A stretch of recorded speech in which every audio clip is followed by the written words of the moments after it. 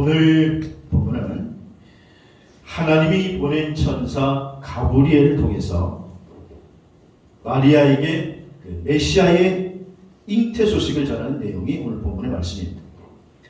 근데 같은 내용이 마태복음에도 기록이 되어 있는데, 마태복음은 요셉의 입장에서 기록되었다면 오늘 본문 누가복음은 마리아의 입장에서, 마리아의 관점에서 기록하고 있습니다. 그러니까 예수님의 탄생을 지금 누가복음에서는 세례 요한의 탄생과 대비하여 기록하고 있는데, 세례 요한의 출생과는 달리 예수님의 탄생은 성령의 능력으로 탄생됐다. 그래서 신성을 강조하고 있는 그 내용이 오늘 누가복음의 말씀입니다. 다시 말하면 성육신하신 예수님은 이건 지금 인간의 이야기를 하는 것이 아니라 하나님의 이야기고, 하나님이 육신의 옷을 입고 이 땅에 오신 신성을 마리아와 요셉, 사가랴의 증언을 통해서 증명해 주고 있는 그런 내용이 누가복음 1장에 쭉 전개되고 있는 성육신 사건입니다. 그러므로 성육신은 이건 인간의 사건이 아니라 하나님의 사건이다. 그래서 오늘 대강절 마지막 주일전 본문의 말씀을 가지고 천사 가브리엘이 전한 복음이라고 하는 제목을 잡았는데, 천사 가브리엘이 전한 복음 첫 번째는 오늘 본문 3절을 보니까 하나님의 은혜를 입었다. 마리아가 하나님의 은혜를 입었다. 하나님의 사랑을 입었다. 그렇게 증거하고 있다라고 하는 것입니다. 오늘 30절에 천사가 이르되 마리아여 무서워하지 말라. 내가 하나님께 은혜를 입었느니라.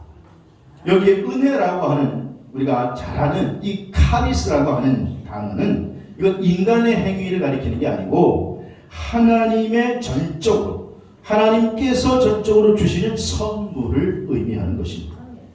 다시 말하면 천사 가브리엘이 지금 마리아에게 전한 이 복음은 네가 하나님의 선물을 받았다, 네가 하나님의 특별한 사랑을 입어서 하나님의 선물을 받았다, 그렇게 선언하고 있다는 것입니다. 그래서 이 성육신 사건이야말로 이건 전적으로 하나님의 주권적 사건이고 하나님이 우리 인간에게 주시는 가장 큰 선물이라는 것입니다. 그럼 하나님께서 우리 인간에게 왜 이런 은혜를 베푸시는가? 요한복음 3장 16절 말씀에 의하면 그 이유를 이렇게 설명해, 하나님이 세상을 이처럼 사랑하사 독생자를 주셨고, 그래서 그를 믿는 자마다 뭘 얻게 하려고? 영생을 얻게 하려고. 영생을 우리에게 주시려고, 영생을 얻게 하려고 독생자 예수 그리스도를 이 땅에 보내셨는데, 이것이 하나님이 인간에게 베푸신 가장 큰 사랑이다라고 하는 것입니다. 그래서 에베소서 2장 4절에는 긍휼이 풍성하신 하나님이 우리를 사랑하신 그 큰 사랑으로 우리에게 이렇게 은혜를 베푸셨다는 것입니다. 그러므로 사랑하는 여러분, 천사 가브리엘이 전하는 복음은 첫 번째가 뭐냐? 하나님의 사랑을 내가 입었다. 그런데 우리 하나님의 사랑을, 하나님의 은혜를 마리아만 지금 입은 것이 아니라 오늘 예배에 참석한 저와 여러분 모두가 입은 줄로 믿으시기를 바랍니다. 하나님의 은혜를 우리가 다 입었다는 거예요. 사도행전 9장에 보면 위대한 사도 바울이 회심한 사건이 기록이 되어 있습니다. 본래 바울의 이름은 사울이고 그는 유대교도입니다. 유대교에 아주 열심히 있는 사람입니다. 그래서 자기 유대교를 지키기 위해서 그는, 사울의 생각은 나사렛 예수는 이단자다. 그래서 이 이단을 믿는 사람들은 다 잡아 죽이고 가두는 게 하나님께 충성을 한다라고 생각을 하고, 그래서 사도행전 7장에 보면 이 사울이 스데반 집사를 잡아서 돌로 처형하는데 진두지휘한 사람이 바로 사울이라고 하는 사람. 근데 그래도 화가 안 풀렸어. 그래도 돈이 안 풀리니까 대제사장의 체포영장을 받아가지고, 당시에 우리 크리스천들이 많이 살고 있다라고 하는 다메섹 도상을 향해서 가다가 거기서 예수 그리스도를, 부활의 주님을 만나게 되죠. 그리고 그 사건을 통해서 나사렛 예수가 이단이 아니라 성경에서 예언하고 성경에서 미리 말씀해 주신 메시아로다라고 하는 사실을 그가 깨달은 이후에 그의 인생이 180도로 완전히 바뀌게 된 것이죠. 그리고 나서 그의 남은 인생은 이 복음을 전하는 데 자기의 생애를 걸었던 것입니다. 그러므로 바울의 회심도 바울이 어떤 공로로, 바울이 노력으로 예수님을 만난 것이 아니다. 이것은 외부에 의해서 밖에서 들어온 것이죠. 그러니까 하나님께서 바울의 삶에 강권적으로 개입하셔서 바울이 예수가 그리스도이심을 깨닫게 되고 부활의 주님을 만나게 된 것이죠. 그래서 훗날 그는 이 사건을 가리켜서 고린도전서 15장 10절에 고백하기를 나 된 것은 뭐로다? 하나님의 은혜로다. 나의 나 된 것은 내가 뭐 한 게 아니고 하나님의 은혜로 된 것이다.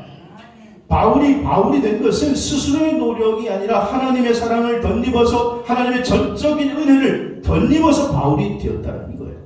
여러분, 바울만 그런 게 아니고 오늘 지금 마리아만 그런 게 아니고 우리 모두가 하나님의 은혜를 입은 줄로 믿으시기 바랍니다.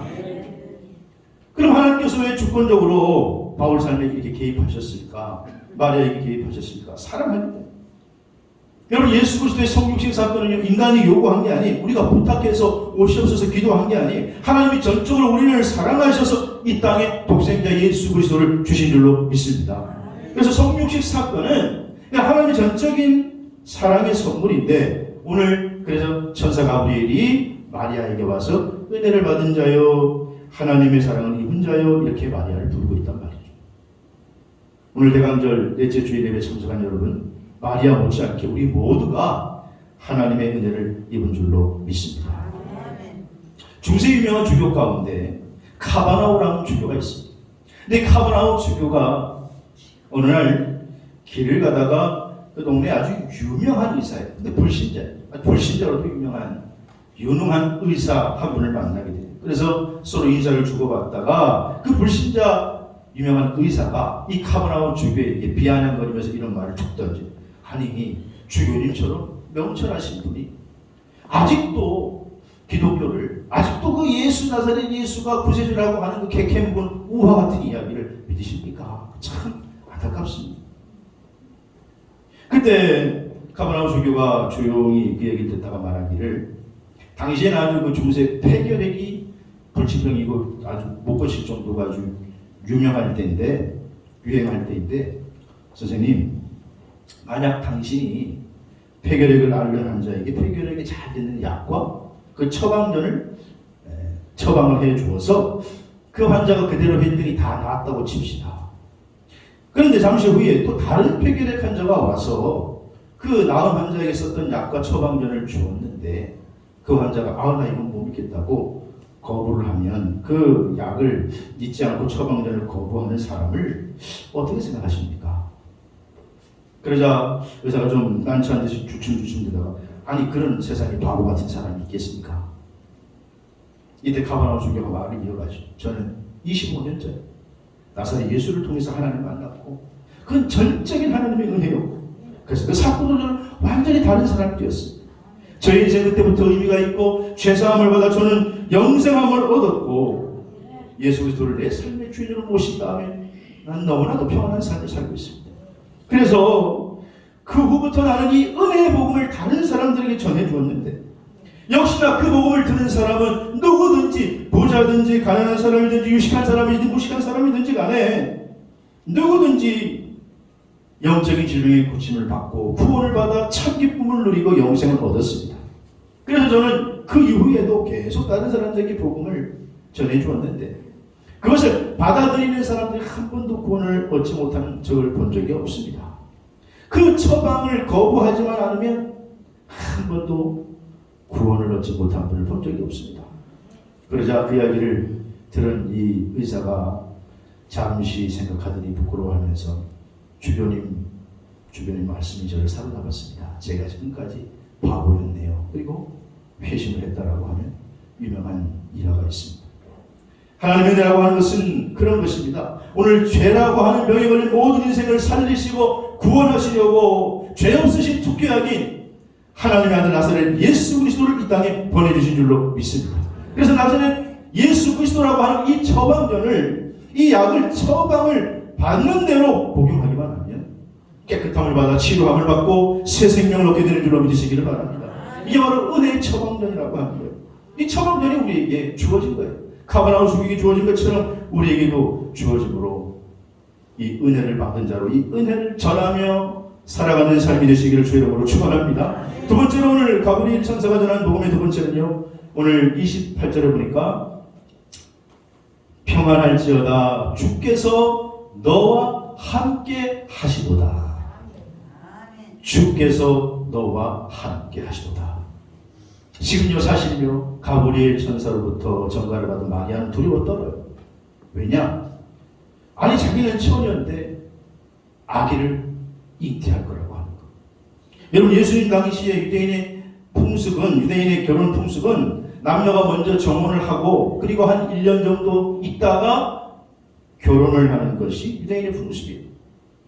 그럼 그 당시에 정혼만 했어도 벌써 다른 남자와 만나지 못하고 교제를 하지 못합니다. 그리고 결혼을 하지 않는 여자가 더구나 정혼을 한 남자 모르는 아이를 가졌다라고 하는 것은 이건 뭐 있을 수가 없고 이건 죽는 일이에요. 가문의 불명예고 사형 선고를 받는 거예요. 지금이야 뭐 그렇지 않습니다만은 그런데 이런 일이 자기에게 벌어진다고 생각하니 이건 뭐 이런 일이 벌어지면 온 동네 사람들이 돌로 던져서 그런 여자를 처형하는 게 당시 유대인의 관습인데 그러니 그 얘기를 들은 마리아는 벌벌벌 떨 수밖에 없는 거죠. 그때에 마리아에게 가브리엘 천사가 말합니다. 무서워하지 말라. 평안할지어다. 주께서 너와 함께 하시니라. 주께서 함께 하여 주시겠다. 자, 여러분들은 성육신 사건은요. 하나님께서 먼저 우리에게 오셔서 우리의 죄를 사하여 주시고 구원의 길을 열어주신 사건이기도 하지만 또한 그 성육신 사건에 속에 들어있는 의미는 뭐냐? 하나님이 우리와 함께 해주시겠다는 뜻인 줄로 믿으시기 바랍니다. 우리 가운데 오셔서 우리와 함께 해주시겠다는 거예요. 홀로 있게 마시고 함께 해주시겠다. 마태복음 1장 23절에 보라 처녀가 잉태하여 아들을 낳을 것이요 그 이름을 임마누엘이라 하리라. 이를 번역한즉 그 다음에 뭐예요? 하나님이 우리와 함께 계시다 함이라. 할렐루야. 하나님이 우리와 함께 계시다. 나머지 길을 걸어갈 때 크고 작은 어려운 일을 만나지만 가장 큰 위로가 되는 것은 가장 큰 힘이 되는 것은 하나님이 우리와 함께 하시는 줄로 믿으시기를 바랍니다. 그래서 여러분 다윗은 수없는 죽음의 골짜기를 그가 지나가면서도 시편 23편에 뭐라고 이렇게 내가 사망의 침의 골짜기를 다니지라도 해를 두려워하지 않는 이유가 있는데 그것은 주께서 나와 함께 하십니다. 그래서 사울왕이 그렇게 다윗을 죽이려고 해도 오히려 하나님이 다윗과 함께하니 다윗을 붙들고 있으니 죽일 수가 없었고 오히려 다윗이 승승장구해서 사울왕의 자리를 다윗이 차지하게 되는 거예요. 그러면 그리스도인의 최고의 복은 뭐냐? 하나님이 함께 하시는 줄로 믿으시기 바랍니다. 어떤 상황 속에서도 하나님이 함께 하시면 그것이 위로요. 그것이 문제를 해결하는 비결이 되는 줄로 믿습니다. 성경에 수많은 인물이 등장하지만 구약의 대표적인 인물 하면 모세 또 요셉이라고 하는 사람. 여러분 요셉은 가장 인생의 우여곡절을 겪은 사람이에요. 한마디로 롤러코스터를 탄 사람이 가장 밑바닥에 갔다가 또 가장 위로 올라가기도 한 사람이에요. 그는 태어나서 아버지의 특별한 사랑을 입고 채색 옷을 입으며 살았으나 이게 시기의 대상이 되었고 형들에 의해서 형제들의 손에 팔려서 먼 나라 노예로 팔려갔습니다. 제일 사랑을 많이 받던 아들이 하루아침에 밑바닥에 하루아침 노예가 된 거예요. 다른 나라의 노예가 된 거예요. 희망이 없습니다. 가능성이 없습니다. 그런데 그 밑바닥에서 그가 애굽의 국무총리의 자리에 될 수 있었던 것은 뭐냐? 요셉이 똑똑하고 요셉이 지혜가 많아서가 아니라 성경은 말하기를 창세기 39장 2절에 보니까 뭐라고 얘기하느냐? 여호와께서 요셉과 뭐하심으로? 함께 하심으로 그가 형통한 자가 되었다는 거예요. 하나님이 함께 하심으로 그가 형통한 자가 되어서 노예의 자리에서도 그는 하나님의 함께 하심을 통해서 높은 곳에 올라갈 수 있게 된 것이에요. 오늘 마리아는 지금 처녀의 몸으로 임신할 거다 그런 소식을 천사 가브리엘이 전해. 물론 천사가 소식을 전하고 천사를 만나는 것은 좋지만 하루아침에 남자를 모르는데 잉태한다니 이건 완전히 죽음의 소식을 접하고 사실 이건 마리아에게는 죽음의 소식이에요. 인생의 끝자락에 처하게 되는 거예요. 그런데 그 가운데 하나님이 너와 함께 하실 것이다. 그 말씀이 있기에 마리아는 이 성육신 사건이 복된 소식이고 어떠한 어려움에 처해도 이길 수 있게 된 줄로 믿으시기를 바랍니다. 이 성탄 예배 참석한 여러분, 지금도 살아계시고 우리와 함께 하시는 임마누엘 하나님의 동행하심이 저와 여러분에게 동일하게 있게 되기를 주의 이름으로 축복합니다.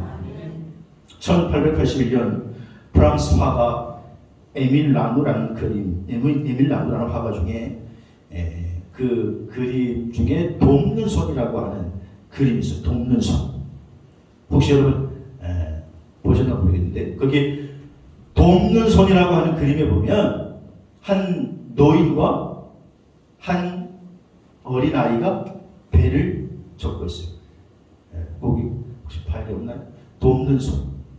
근데 그 그림은 나룻배에 노인과 어린아이가 소녀가 배를 젓고 있는데 겨우 탈만한 그런 작은 배 안에 두 사람이 노를 젓고 있는 모습이에요.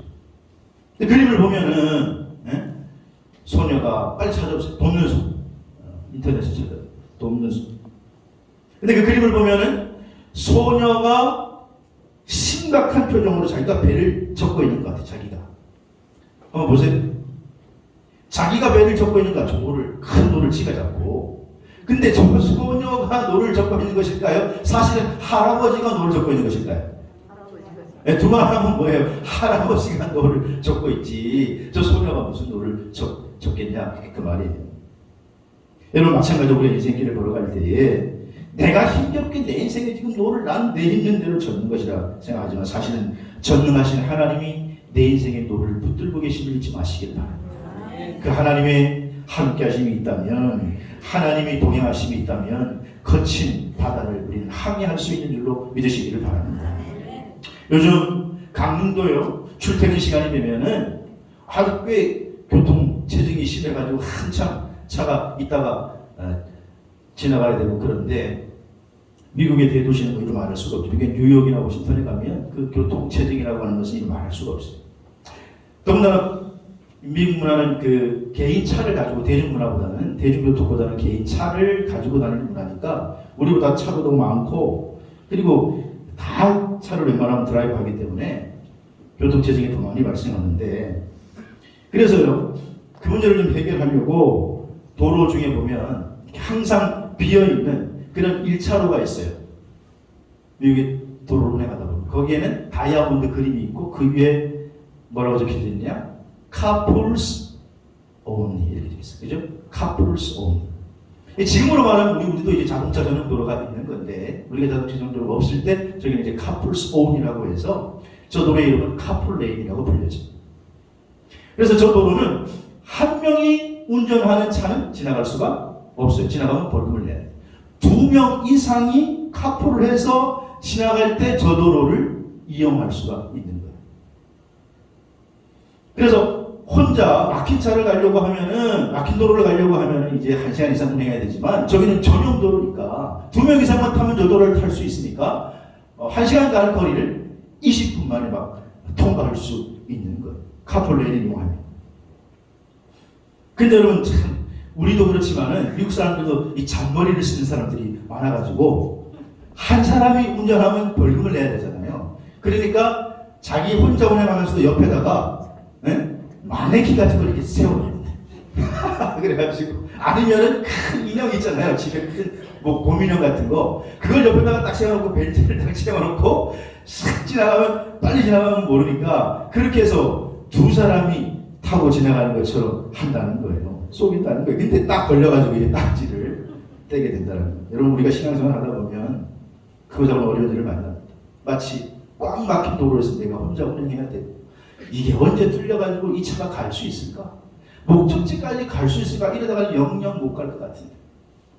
그때 여러분, 하나님과 함께 믿음의 카풀을 하면, 신앙의 카풀레인을 달리면, 그까지 동행하시는 하나님과 함께 안전하게 목적지에 도착하는 줄로 믿으시길 바랍니다.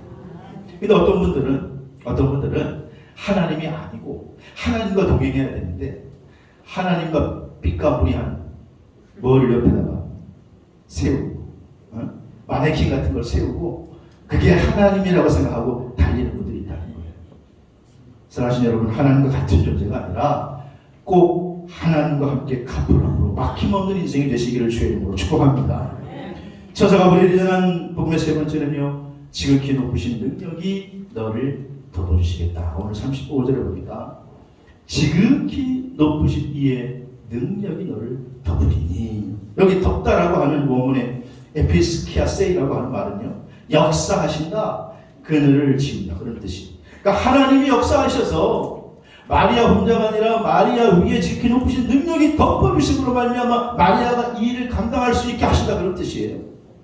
마리아는 지금 죽음의 두려움이 벌벌 떨면서, 아니 내가 지금 이걸 어떻게 감당해? 내가 천의 몸으로 이걸 어떻게 감당해? 그런데 오늘 천사가 가브리엘 천사가 마리아에게 걱정하지 마라, 무서워하지 마라, 지극히 높으신 능력이 너를 덮어주시니 힘들지만 어렵지만 감당할 수 있게 해주신다라는 뜻인 줄로 믿으시기 바랍니다.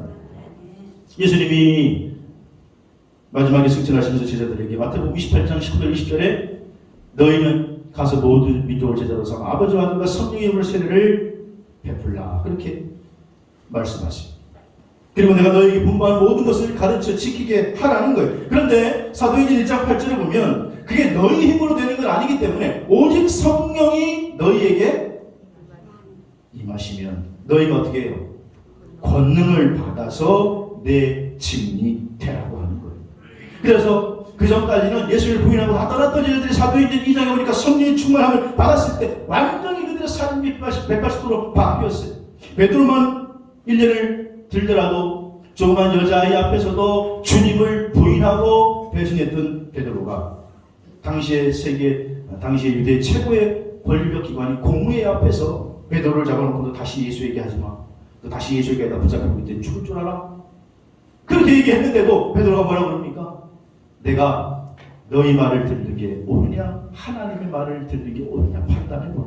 이 말은 죽으면 죽으리라. 베드로가 어떻게 이렇게 바뀌었습니까? 지극히 높으신 능력이 베드로를 덮어주신 줄로 믿습니다. 오늘 예배 참석한 여러분, 마리아를 덮으신 능력이, 예수 그리스도의 제자들을 그들을 180도로 바꾸게 한 성령의 능력이 오늘 우리 모두를 덮어주기를 주의 이름으로 축복합니다. 그럴 때 그 힘으로 우리가 이길 수 있게 되는 것입니다. 열왕기상 18장에 보면 선지자 엘리야가 갈멜산에서 바알 선지자들과 바알 아세라 선지자들과 일절 벌인 후에 승리하죠. 승리 후에 이제 피가 내릴 찰나인데 거기에 보면 이런 말씀이 있어요. 엘리야가 허리를 질끈 동이고 아합 왕 앞에서 달려가는 장면이 있어요. 열왕기상 18장 46절에 여호와의 능력이 엘리야에게 어떻게 임함에 그가 허리를 동이고 이스라엘로 들어가는 곳까지 아합 앞에서 달려가더라. 여러분, 지금 갈멜산에서 이스라엘 평원을 질러서 성읍까지 엘리야가 달려가는데 그 달려가는 거리를 제가 계산해 봤더니 총 25km예요. 아합 왕은 마차를 타고 하니까 말이 빠를까요? 사람이 빠를까요? 에? 말이 빠를까요? 사람이 빠를까요? 사람이 빠르다 그러면 무슨 거짓말이지. 말이 훨씬 빠르지, 말이. 그런데 지금 하나님의 능력이, 여호와의 능력이 엘리야에게 임하니까 이 엘리야가 달려가는 속도가요, 늦지 않아요. 마차 같은 속도로 달려가서 25km를 쉬지 않고 달려갔다라는 거예요. 25km를. 어떻게 이런 능력이, 어떻게 이런 일이 가능하게 됐느냐, 초자연적인 일이 가능하게 됐느냐. 18장 46절에는 여호와의 능력이 엘리야에게 임했을 때 가능한 줄로 믿습니다. 여러분, 2021년 내 힘으로 산 것 같지만 하나님께서 함께 해주셨습니다.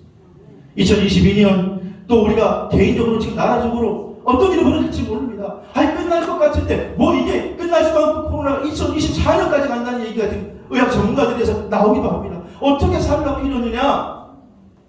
분명한 것은요, 여호와의 능력이 덮으면 이기게 될 줄로 믿습니다.